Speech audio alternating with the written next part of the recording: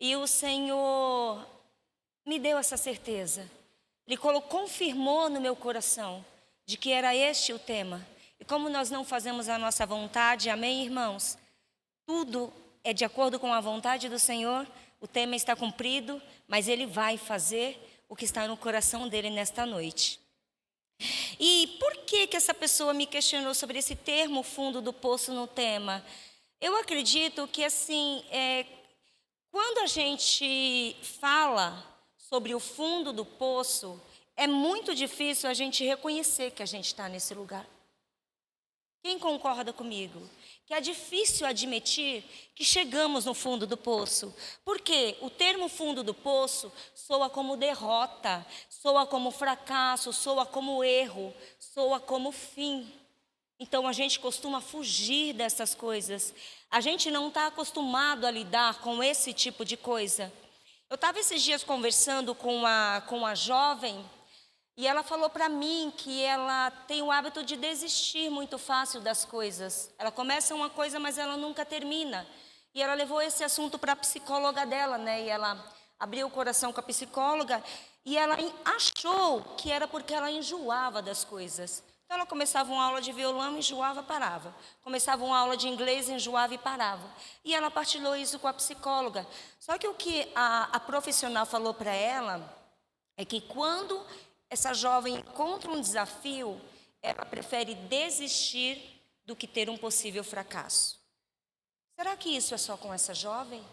Ou será que nós também não praticamos a mesma coisa, só que não admitimos, não reconhecemos, nem sequer paramos para pensar? A gente precisa lidar com o fracasso, a gente precisa lidar com o erro. E para lidar, a gente precisa admitir, de fato, eu estou no fundo do poço. E é sobre isso que eu quero falar. Um exemplo de uma pessoa que chegou ao fundo do poço, José. Vocês vão se lembrar de José, o 10º filho de Jacó, era o preferido do papai. E o papai não escondia isso de ninguém, até preparou uma túnica para ele, a melhor de todas. Só que essa atitude de Jacó gerou revolta, gerou inveja nos demais irmãos. E aí José foi jogado aonde? Numa cisterna. Só que para não matá-lo, que era o plano inicial dos irmãos dele, ele foi vendido para os ismaelitas. Chegando no Egito, José foi vendido de novo para Potifar, oficial do faraó. Só que José tinha algo diferente nele. José tinha algo que diferenciava ele das demais pessoas. José tinha algo que diferenciava ele dos irmãos.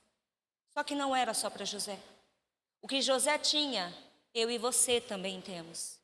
O que José tinha está disponível para mim e para você.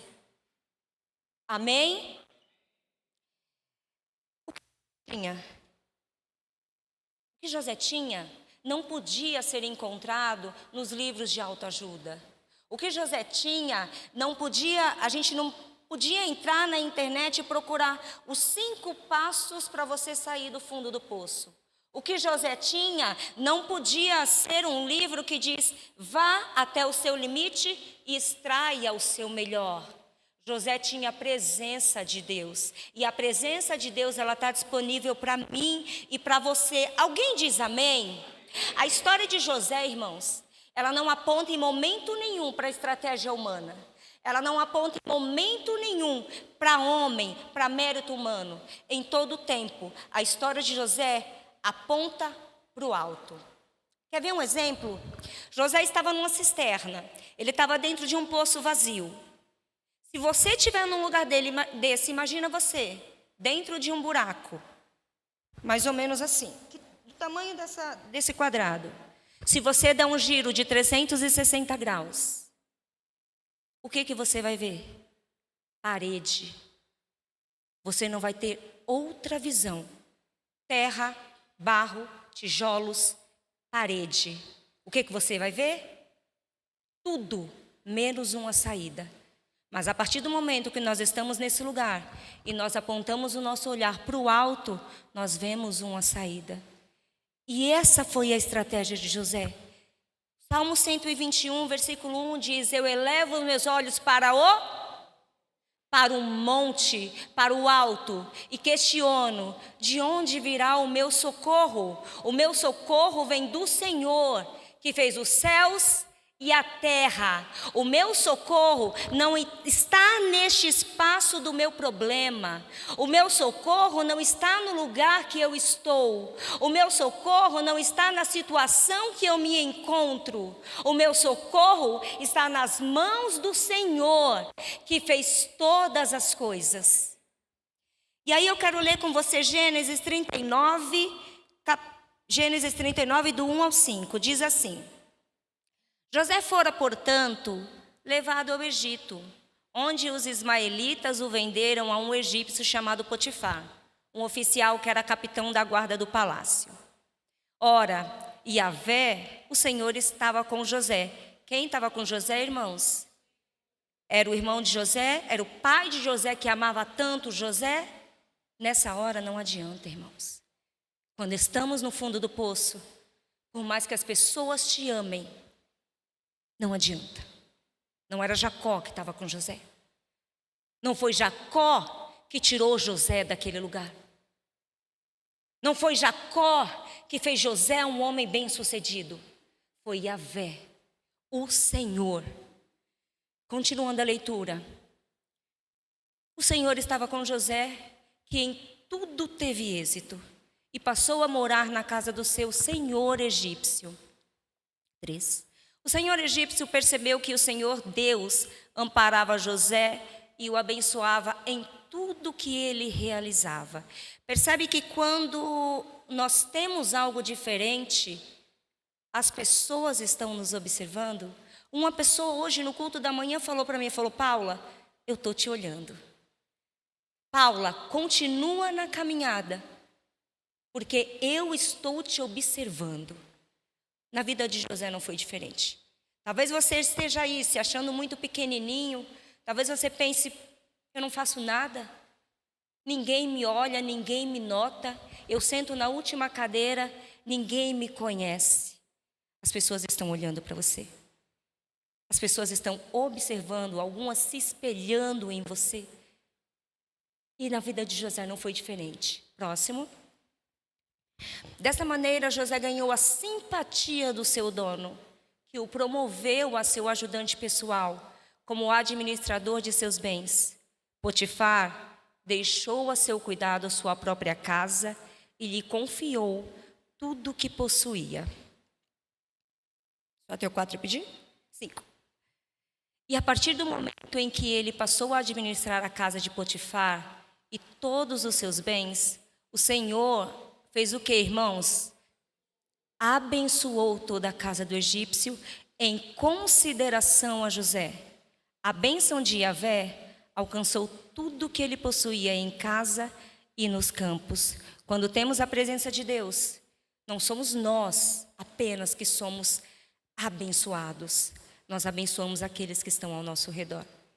Quando nós temos a presença de Deus, irmãos, quando nós estamos cheios de Deus, irmãos, não tem como quem convive com a gente ser a mesma pessoa.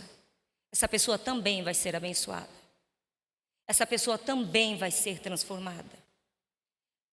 Mas quem as pessoas estão vendo quando elas olham para a gente, quando elas olham para nós? José não precisou abrir a boca. José não precisou dizer, eu oro todos os dias, eu faço jejum. José não precisou dizer, Deus me dá revelação através de sonhos. Ele não abriu a boca. A presença de Deus na vida de José fez tudo por si só. Nós não precisamos nos esforçar para mostrar nada. A única coisa que precisamos fazer é nos derramar, nos deleitar na presença de Deus, para que esta presença faça parte do nosso ser. Amém? E aí eu quero falar com vocês, bem brevemente, sobre 3 prioridades para quando nós estivermos no fundo do poço. Porque o fundo do poço, ele não é para as pessoas que não conhecem Jesus. O fundo do poço, ele não é só para quem vive uma vida de iniquidade. O fundo do poço, ele serve para nos ensinar e nos aperfeiçoar. Até Jesus voltar, nós seremos tratados. E um destes tratamentos, se for da vontade do Senhor, é que a gente vai parar no fundo do poço. Então eu quero trazer aqui 3 prioridades para quando nós estivermos nesse lugar. Primeiro, não abra mão da presença de Deus. Não abra mão. Irmãos, o poço de José, qual foi o poço de José? José foi mal interpretado, José foi rejeitado, José ele estava numa terra desconhecida, ele estava sem dinheiro, ele estava sem esperança. O que sobrava para José? Deus. José não tinha nada, a única coisa que José tinha era muito mal a roupa do corpo, porque ele não tinha nada, absolutamente nada. Só que José precisava de dinheiro ali naquele lugar? José precisava de alguma coisa ali naquele lugar? Ele podia estar com o bolso cheio, ele podia ter todas as coisas, mas ele não seria bem-sucedido. O que ele tinha era mais do que suficiente. O que ele tinha era a presença de Deus. A presença de Deus é suficiente para mim e para você. Às vezes a gente acha que para a gente ser bem-sucedido eu preciso ter uma conta bancária muito volumosa. Para a gente ser bem-sucedido eu preciso ter uma família perfeita. Para a gente ser bem-sucedido eu preciso terminar a faculdade, fazer estágio, fazer doutorado, fazer isso e fazer aquilo. Não. O que a gente precisa é da presença de Deus. O resto é consequência disso, irmãos. A gente precisa valorizar essa presença. A gente precisa ter a presença de Deus como prioridade na nossa vida, irmãos. O tempo todo da história de José, Deus estava com ele, sabe? E não tem como fugir dessa presença. Por mais que você se esconda, tente se esconder. Não tem como fugir da presença do Senhor. Davi, no Salmo 139, ele pergunta para Deus: para onde poderia fugir eu? Para onde eu poderia fugir do teu Espírito? Para onde poderia correr e escapar da tua presença? Davi está falando, não adianta, para onde eu for a tua presença estará. Podemos ler Salmo 139, versículo 8 e 9, Leandro? Se eu escalar o céu, aí estás. Se me lançar fora sobre o leito da mais profunda sepultura, igualmente aí estás. Se eu me apossar das asas da alvorada e for morar nos confins do mar, também aí tua mão me conduz, tua destra me ampara. Davi sabia que não adiantava correr. Mesmo que ele fosse parar numa sepultura, mesmo que ele trocasse de lugar, mesmo que ele mudasse de casa, a presença do Senhor estava ali. A presença do Senhor está aqui, irmãos. Talvez você se esconda dela, mas ela está aqui. E se fosse José escrevendo esse salmo, que nós acabamos de ler, da boca de Davi, talvez José falasse: para onde poderá eu escapar do teu Espírito, Senhor? Se eu receber ódio e ofensa no lugar de amor, o Senhor estará lá. Se eu for abandonado pela minha família, o Senhor estará lá. E se eu for vendido como escravo, parar em terra desconhecida, a tua mão me guiará. Irmãos, esse salmo não é só para Davi. Esses salmos, ele não é só para José. Se coloque no lugar de Davi quando escreveu esses salmos. Pense profeticamente, declare profeticamente se fosse você escrevendo esses salmos. Talvez nós escrevendo, nós diríamos: para onde poderia eu escapar do teu Espírito? Se eu for parar numa sala de cirurgia, o Senhor estará lá. Se eu for sepultar um ente querido, o Senhor estará lá. Se eu for no cartório assinar um divórcio, mesmo com dor, o Senhor estará lá. E quando eu me sentir sozinha, Senhor, a tua destra me guiará. Onde eu for, o Senhor está. Não tem como fugir dessa presença. Não tem como sair do espaço do olhar do Senhor. Atos 17, 27 fala que Deus não está longe de cada um de nós. Ele não está longe de vocês, irmãos. Essa presença, ela está acessível para mim e para você. E detalhe, José não procurou estar naquele lugar. O que José fez para ser jogado naquela cisterna foi quem ele foi. Simplesmente, ele não procurou. E por que eu estou te falando isso? Porque José não procurou, mas às vezes nós chegamos no fundo do poço como consequência das nossas atitudes. Às vezes, mesmo a gente não querendo, mas a maneira como a gente vive nos projeta nesse lugar. Mesmo a gente não querendo, porque as palavras sem ação, elas são vazias. Eu posso dizer, eu não quero ir para o fundo do poço, mas se eu vivo de maneira vã, se eu vivo de uma maneira que desagrada ao Senhor, eu posso parar nesse lugar.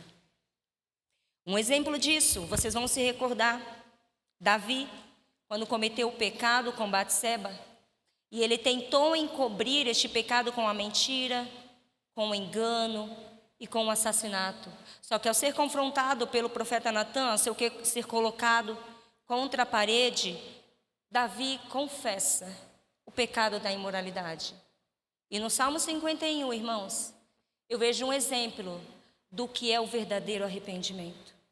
Eu vejo um arrependimento genuíno, porque existe uma diferença entre arrependimento e remorso. Quando Davi escreve o Salmo 51, ele não estava só com remorso do que ele havia feito.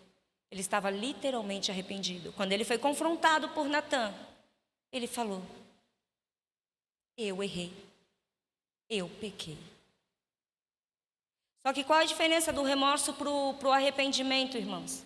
O remorso, eu sinto dor, eu sinto vergonha, mas eu não mudo de atitude.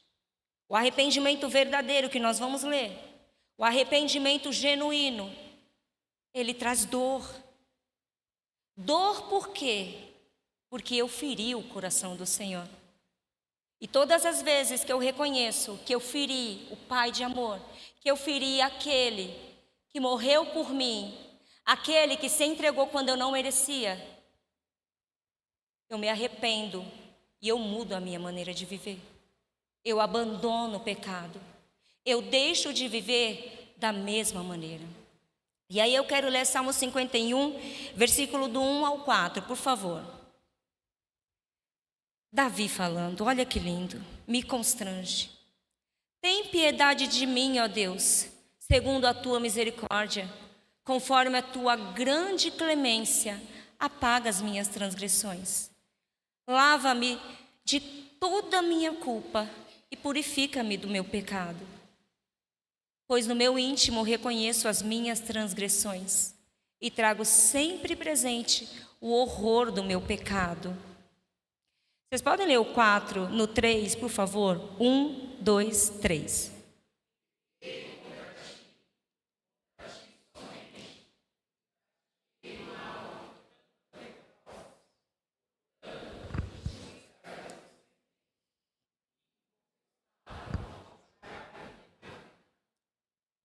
Amém. Deixa projetado aí, por favor.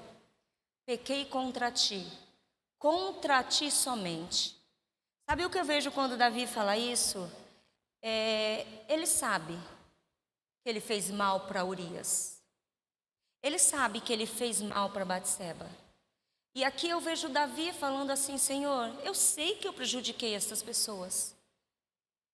Eu sei que eu tirei a vida de Urias, do meu amigo, do meu soldado. Eu sei que agora a vida desta mulher já não vai ser mais a mesma. Eu sei que eu errei com eles. Mas o meu maior crime foi contra o Senhor. A minha maior transgressão foi contra o Senhor. E irmãos, Davi, ele assume a culpa. Ele poderia dizer: mas Senhor, Urias não estava cuidando da mulher dele. Ele deixou ela descuidada. Ele poderia dizer: mas esta mulher Batseba estava se insinuando para mim no terraço. Eu não tive culpa, eu sou homem. Mas ele não diz isso. Ele pega o erro para si, ele assume a culpa e fala: eu pequei. Quem tinha um compromisso com o Senhor, quem tinha uma aliança com o Senhor era eu. Eu errei, Senhor. Apaga tudo que eu fiz. Mas fui eu que errei. Errei contra o Senhor, primeiramente. Por que eu estou falando isso? Porque às vezes o nosso erro prejudica outras pessoas também. Às vezes as nossas atitudes machucam também a nossa família. Machuca quem está do nosso lado. Só que o constrangimento maior precisa ser porque eu machuquei ainda mais o coração de Deus. Se eu olho para o outro que eu machuquei, simplesmente não muda o meu comportamento. Eu cuido dele, eu reparo, eu mudo o meu comportamento por um tempo, eu caminho, me humilhas, mas pode ser que eu volte a machucá-lo novamente por causa do meu erro. Mas quando eu olho para o meu erro e reconheço que eu feri o coração de Deus, isso me leva a um profundo arrependimento e mudança de comportamento. Foi isso que aconteceu com Davi. E ele implorou a Deus. Ele fez um pedido para Deus. Versículo 11, por favor. Qual foi esse pedido? Pode ler, por favor? 1, 2, 3.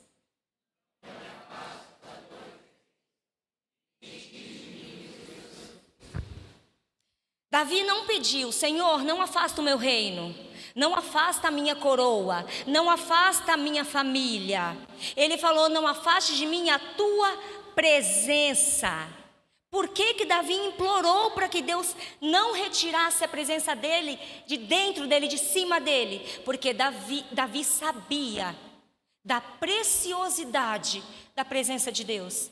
Davi sabia o quanto ele necessitava desta presença do Senhor. Davi sabia o que a presença de Deus representava para ele. Você sabe o que a presença de Deus representa para você? Eu sei o que a presença de Deus representa para mim. Precisamos valorizar essa presença, irmãos. Davi sabia disso. Abacuque 3,17, por favor. E contra quem Deus se manteve irado por 40 anos? Foi com... Isso é Hebreus. Abacuque, por favor.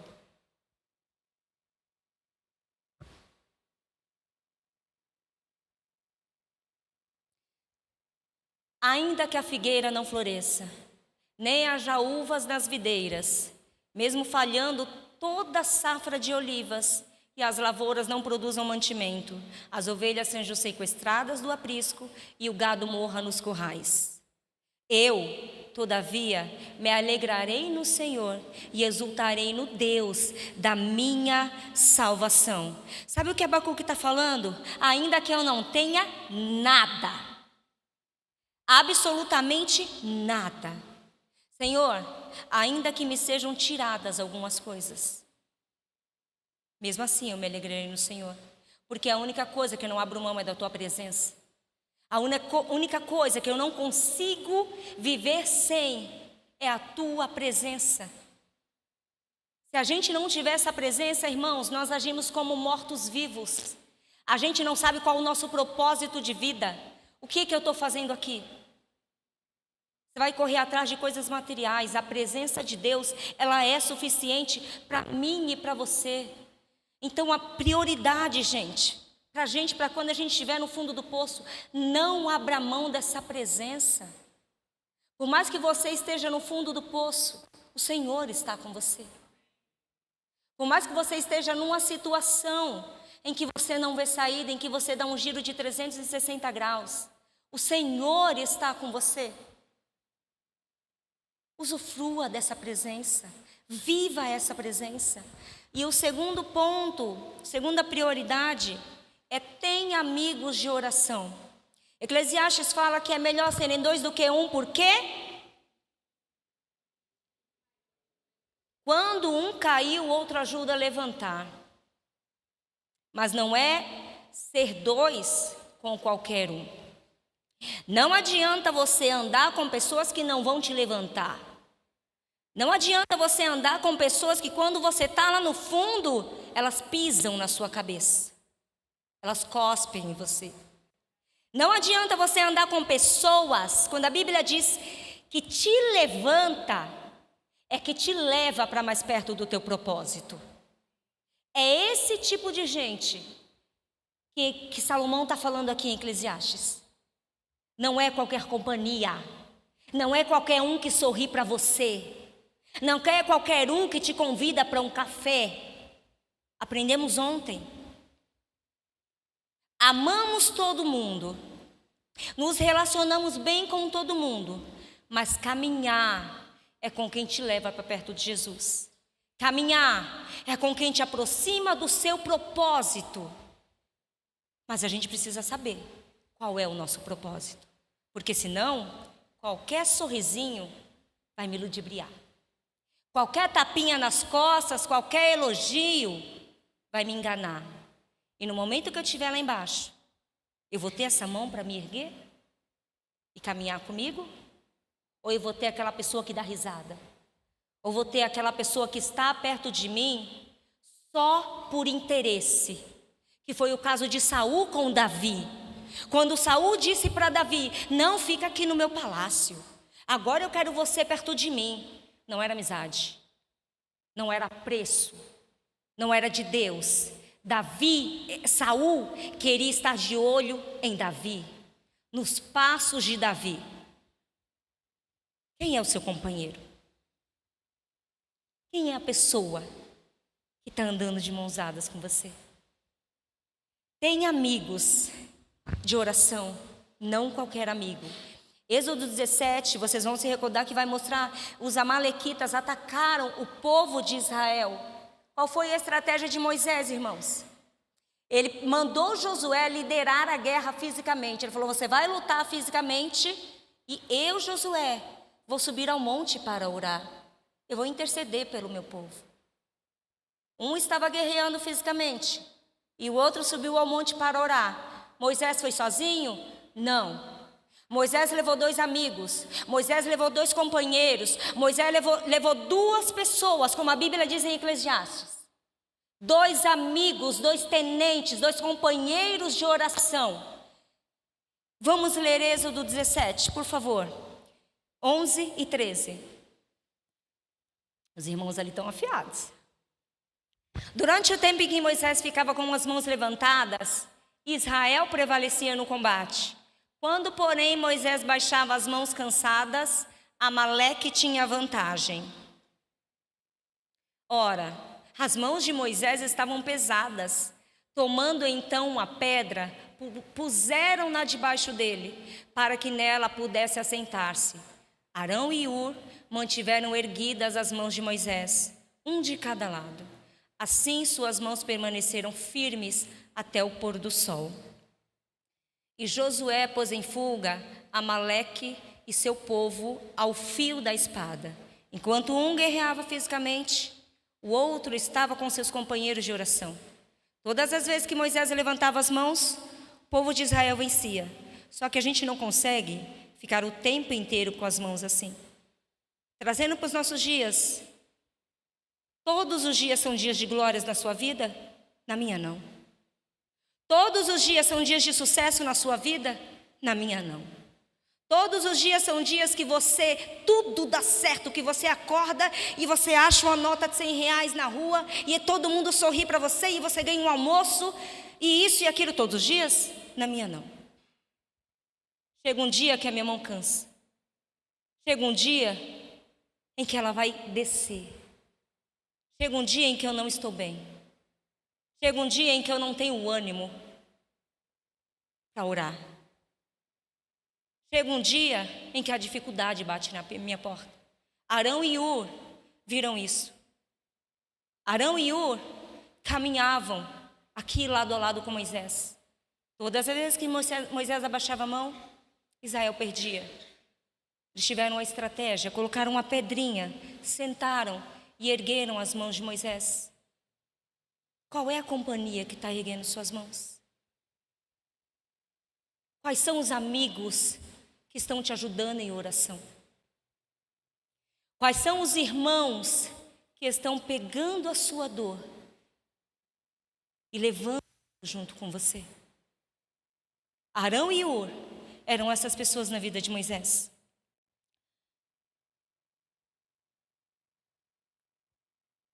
O problema de algumas pessoas, irmãos, é que quando elas estão no fundo do poço, elas gostam de ficar ali quietinhas, elas gostam de ficar acuadas e elas gostam de ficar sozinhas.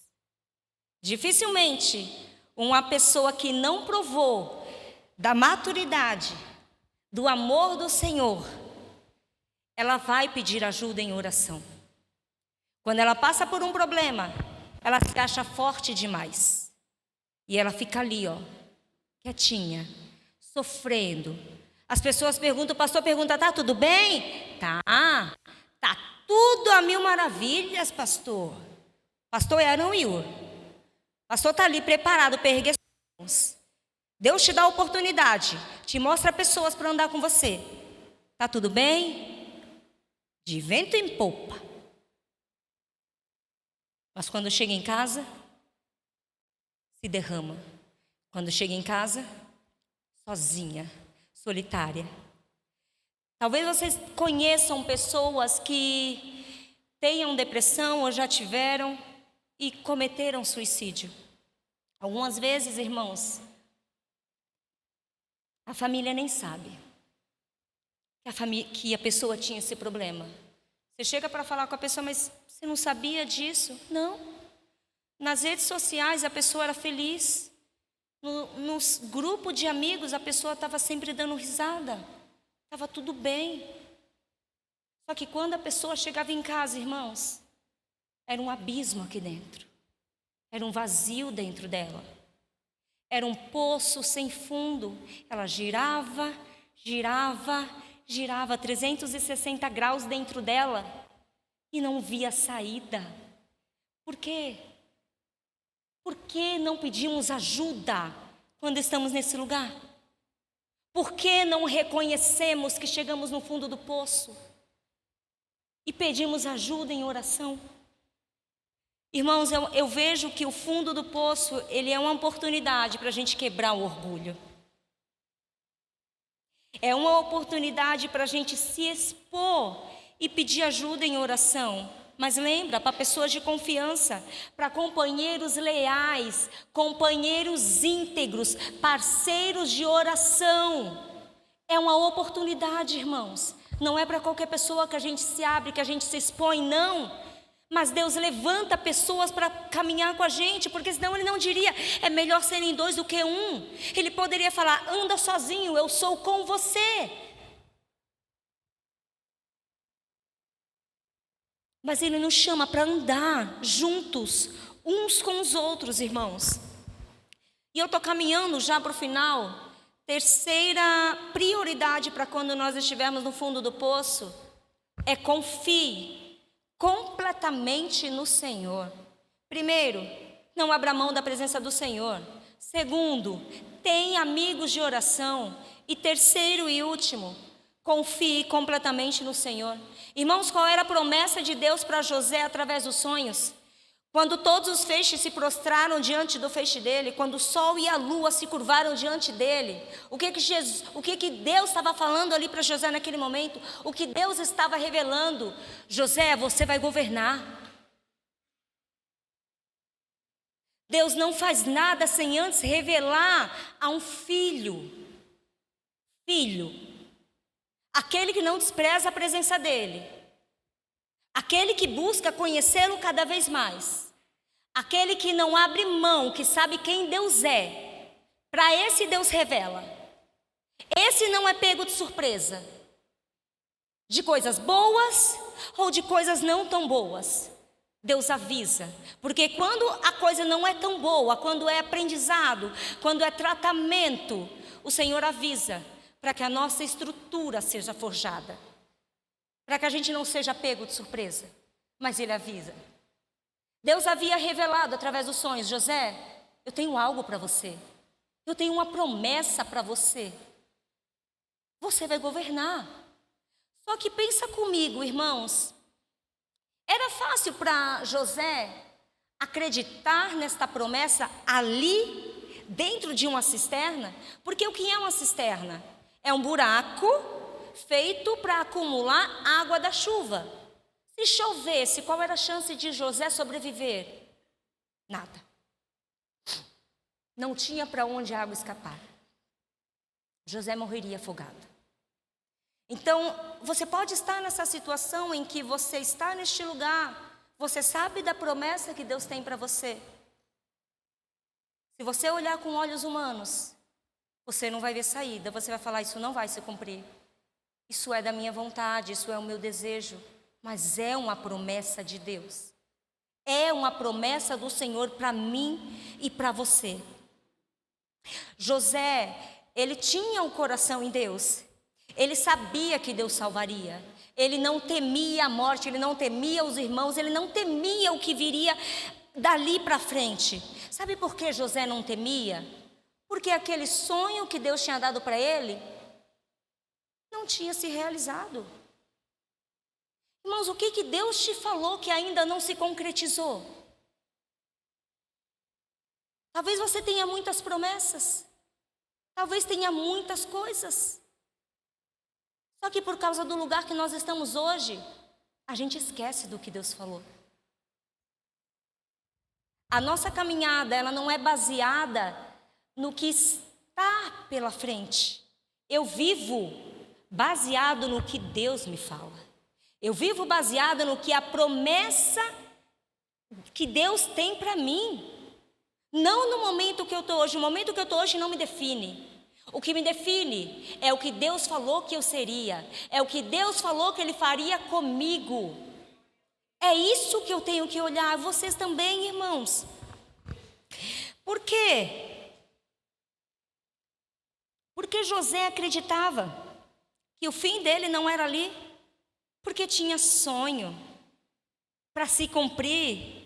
E Deus não é homem para mentir, amém? Nem filho do homem para se arrepender. O que Ele promete, Ele cumpre. Se Ele te prometeu, irmão, espera, confia. Porque nenhuma palavra sai da boca de Deus em vão. Nenhuma palavra de Deus cai por terra. Talvez seja o seu marido, que você está orando há anos. Ele vai cumprir. Talvez seja a casa própria, talvez seja a sua situação financeira, não sei, independente do que for. Ele é homem para cumprir, amém? E sabe o que eu admiro na história de José? Ele passou tanta coisa, irmãos. Tanta coisa José passou. Ele foi assediado, ele foi julgado, ele foi esquecido na prisão. Tanta coisa aconteceu com José. Mas em algum momento da história de José, você o vê reclamando? Você o vê murmurando? Não. José, para mim, é um exemplo nato de mordomo. Tudo que Deus entregou nas mãos de José, ele fez com zelo, ele fez com amor, ele fez com cuidado, ele fez com o coração. Momento nenhum, José questionou a Deus. Momento nenhum, José falou mal dos irmãos. Momento nenhum, José falou: cadê meu pai que não veio me procurar? Momento nenhum a gente vê José falando: Deus, cadê o Senhor? Deus, por que esse sonho não se concretiza de uma vez? A gente não vê isso sair da boca de José. Abacuque inicia o seu livro como? Questionando a Deus. Gideão pediu provas para Deus. Asaf pensou em parar. Asaf olhou para o outro lado e pensou em parar. Elias fugiu. Irmãos, eu não quero aqui com isso dizer que essas pessoas, esses personagens estavam errados. Não é isso. Cada um tem a sua história. O que eu quero dizer é que a confiança que José tinha em Deus me constrange. Eu não sei você, Mas essa confiança me constrange. Às vezes a gente diz que confia em Deus, mas quando a gente passa um problema, a gente já começa a murmurar, a gente já começa a reclamar, a gente já começa a agir como Asaf. Por que ele tem e eu não? A gente já começa a agir como Gideão. Deus, mas é da tua vontade? Me dá um sinal, faz descer fogo do céu. Às vezes, quando Deus fala algo para a gente questiona. Mas por que eu sofro tanto? Mas por que eu estou passando por isso? Mas por que isso? Mas por que aquilo? E aí eu trago uma reflexão para o culto da manhã, ministrado pelo irmão Silvio. Ele falou sobre submissão. Eu vejo na vida de José essa submissão, porque o que é a submissão? Estar sob. Quando nós somos submissos a Deus, eu estou sob o comando dEle. Eu estou sob a vontade dEle. Eu não questiono os planos dEle. Se eu estou sob a vontade de Deus, eu simplesmente obedeço. Eu simplesmente vivo ao que Ele está permitindo que eu viva. Amém? Eu quero concluir, eu quero pedir para o Ministério de Louvor subir, por favor. Eu quero ler um último texto com vocês. Gênesis, capítulo 28, versículo 15.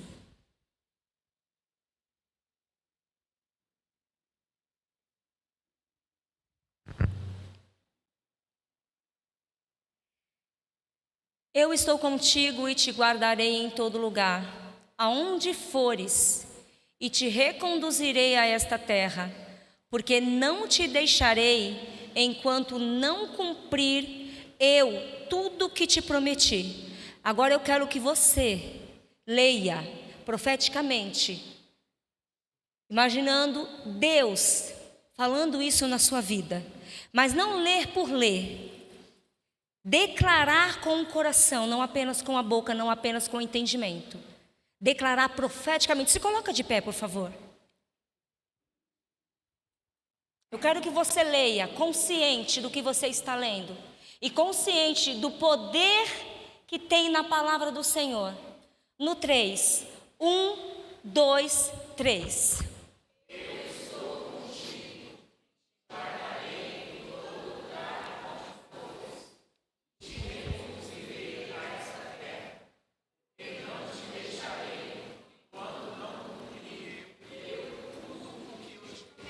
Amém. Quem crê? Amém. Aleluias. Eu creio nisso. O Senhor não abandona, irmãos.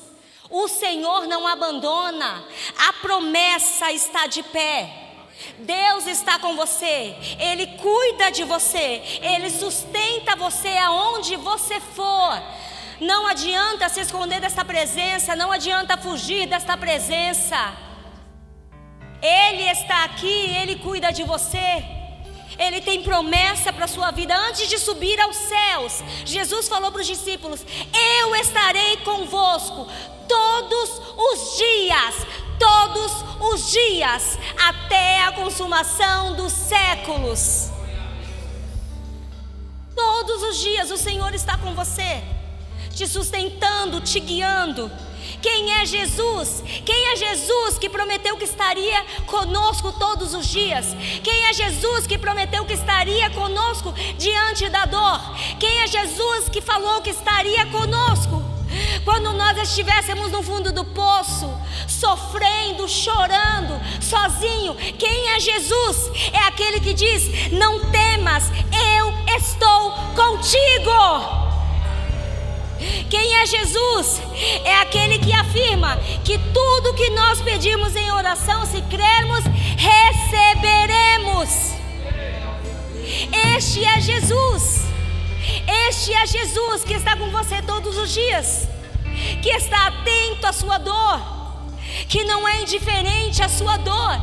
Este é Jesus que te vê todas as vezes no secreto, quando você sozinho chora, clama, como um pedido de socorro. E Ele disse: se você pedir em oração. Se você tiver fé, você vai receber. Quem é Jesus? É esse Pai de amor que te guarda, que te protege, que te sustenta quando você não vê saída. É aquele, irmãos, que diz hoje, não naquele tempo, não para amanhã. É aquele que diz nesta noite, para mim e para você: peça e será dado, busque e encontrará, bata e a porta será aberta. Jesus está aqui, Jesus está aqui. Salmos 27, versículo 1 diz: o Senhor é a minha luz, o Senhor é a minha salvação. A quem temerei? A quem temerei? Não tema a sua dor, não tema a sua luta, não tema o seu problema. Deus é maior do que tudo. Deus é maior do que tudo. Deus, provedor, aquele que te dá no tempo certo, na medida certa, da maneira certa. Ele está aqui. Você não está sozinho. Eu não estou sozinha. Quem tem te sustentado? Quem tem te sustentado? Se a sua sustentação for o teu braço forte, desculpa, irmãos, você vai afundar. Se a sua sustentação for o seu conhecimento, se a tua sustentação for apenas o teu chamado, desculpa, você vai afundar. Aquele que não permitiu que Pedro permanecesse no fundo é o mesmo que está aqui. Aquele que talvez algumas vezes a gente chegue a afundar, mas Ele te pega pelas mãos e caminha com você até o lugar seguro, irmãos. Não abra mão da presença. Esta presença está aqui para mim e para você. Tem amigos de oração, irmãos. E confie completamente no Senhor. Não confie desconfiando. Confie completamente. O que é confiar, irmãos? É fé.